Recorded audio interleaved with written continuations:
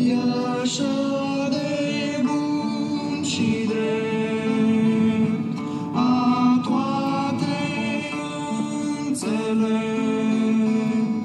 Predă-te cu sufletul zdrobit înaintea Celui Sfânt.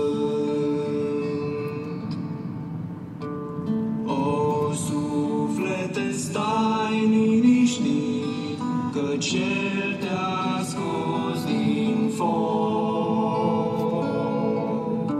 Cu dragostea Lui te-a umbrit să-ți facă în cerul loc. Aceasta-i slava Lui, minunea cerului. Te pleacă în fața Lui smerit, căci El te-a scos din foc.